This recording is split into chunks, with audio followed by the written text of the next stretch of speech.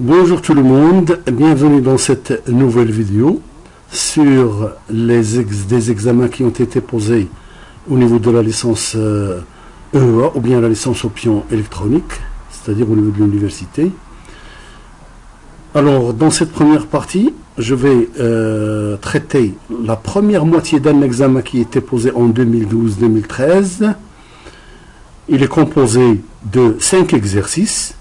Et puis, le nouveau dans ces exercices, c'est qu'il n'y a pas de solution.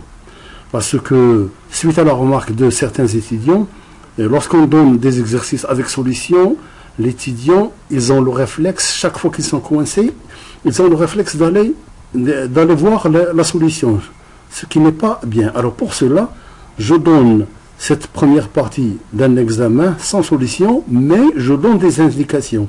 Comme ça, les étudiants sont obligés de réfléchir par eux-mêmes pour essayer de résoudre le problème. Et c'est une méthode beaucoup plus pratique que... parce que sinon, chaque fois qu'on est coincé, on va voir la solution. Alors là, finalement, on n'apprend rien. Alors, premier exercice. Voilà, c'est un examen qui a été posé au niveau de la licence physique, option électronique, en 2012-2013. Alors la première partie A de cet examen, il est composé, comme j'ai dit, de 5 exercices. Premier exercice, donner la valeur décimale des nombres suivants. Voilà, ça veut dire que vous avez un nombre donné en binaire dans la base 2, et on vous demande de trouver sa valeur dans la base 10. Alors comment faire? Eh bien, il suffit de faire la décomposition dans cette base-là. Par exemple, je cherche d'abord quel est le rang de chaque 1 que j'ai dans ce nombre binaire.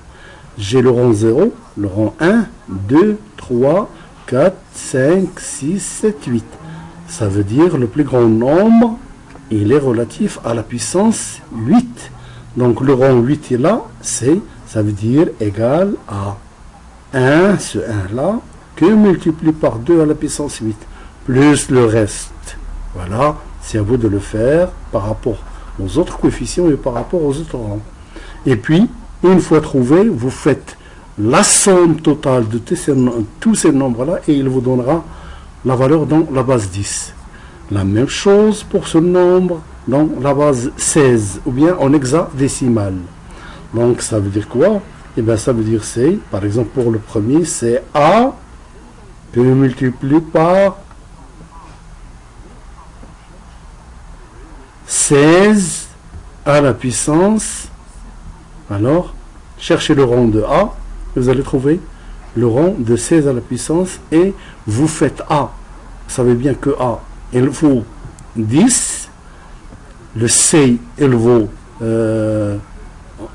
10, 11, 12, parce que le A, il vaut 10, le B, 11 et le C, 12. Et etc., etc.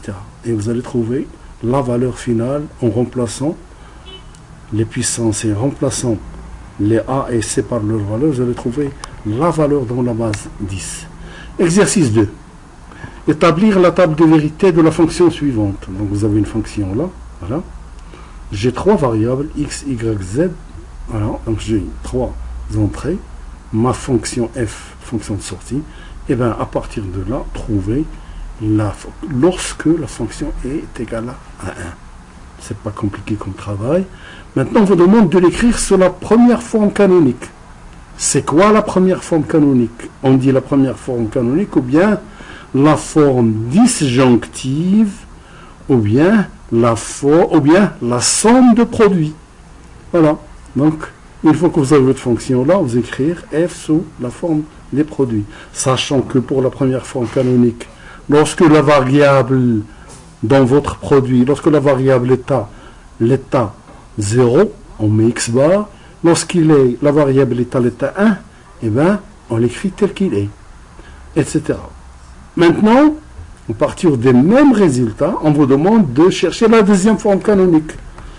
Pour trouver la deuxième forme canonique, eh bien, allez-y, là où il est égal à 0, et vous écrivez, parce qu'on parle de deuxième forme canonique, ou bien le produit de somme ou bien la forme conjonctive.